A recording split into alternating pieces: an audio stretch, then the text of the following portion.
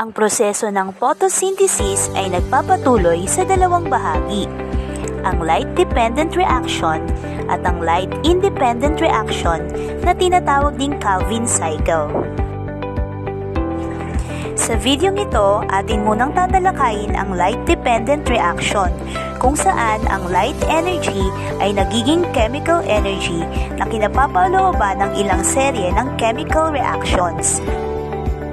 Ang light-dependent reactions ay nagaganap sa thylakoid membrane at nangangailangan ng tuloy-tuloy na supply ng light energy. Inaabsorb ng mga chlorophyll ang light energy at ito ay nagiging chemical energy sa pamamagitan ng pagkakabuo ng dalawang compounds. Ang adenosine triphosphate or ATP na siyang tagaimbak ng enerhiya at ang nicotinamide dinucleotide phosphate or NADPH na siya namang tagadala ng electron or electron carrier molecule. Sa prosesong ito, ang water molecules ay nagiging oxygen gas na siya nating kailangan sa ating paghinga. Ang prosesong ito ay nahahati pa sa mga subbases.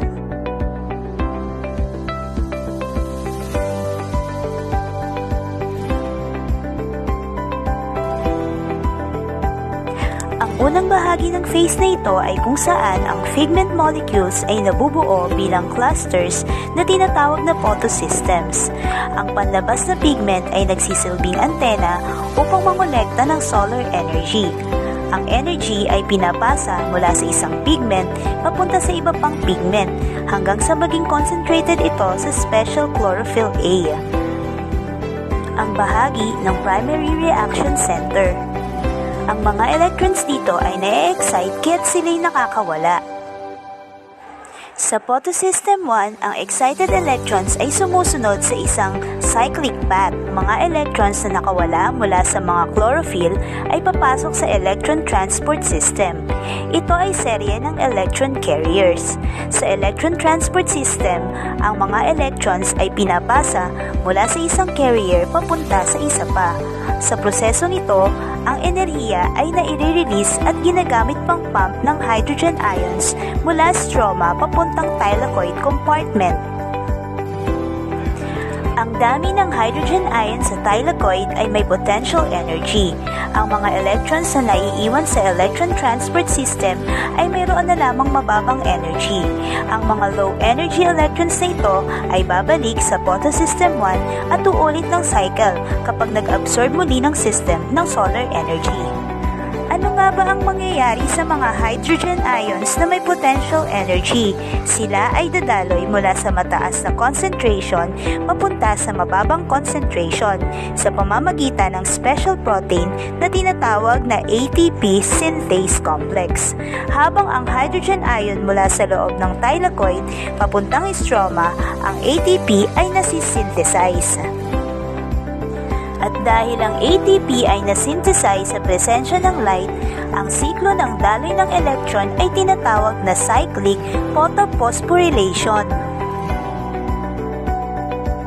Ang mga excited electrons ay maaari ring sumunod sa isang non-cyclic electron flow. Kailan nga nagaganap ito? Kapag ang photosystem 2 antenna complex ay nag-absorb ng solar energy, ang high energy electrons ay aalis sa reaction center kung saan matatagpuan ang chlorophyll A molecules at papasok sa electron transport system. Dito, ang energy ay nai-release habang ang electron ay inaipapasa mula sa isang carrier papunta sa isa pa. Ang mga released energy ay naiimbak sa form ng hydrogen ion gradient.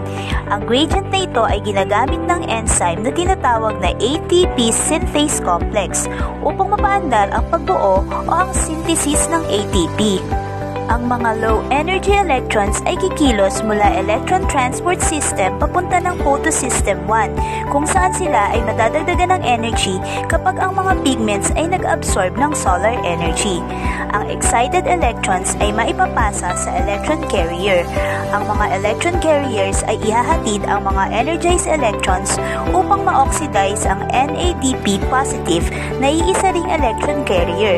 Kasama ang electron, kukuha ng hydrogen ion ang NADP positive galing sa water upang maging NADPH. Ang tawag sa non-cyclic electron flow na ito ay Z pathway or non-cyclic photophosphorylation. Ang mga electrons na nawala sa photosystem 2 ay manunumbalik muli sa pamamagitan ng reaction na kinasasangkutan ng water. Ang molecule ng tubig ay mahahati dahil sa light. Ang tawag dito ay photolysis. Ito ay nagaganap sa sistemang nauugnay sa photosystem 2.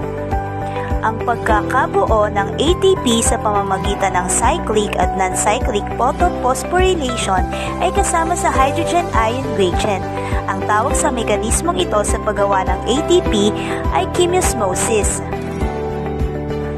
Ang mahalagang produkto ng light-dependent reactions ay ATP at NADPH. Ang cyclic photophosphorylation ay nakakagawa lamang ng ATP, samantalang ang non-cyclic photophosphorylation ay nakakabuo ng ATP at NADPH.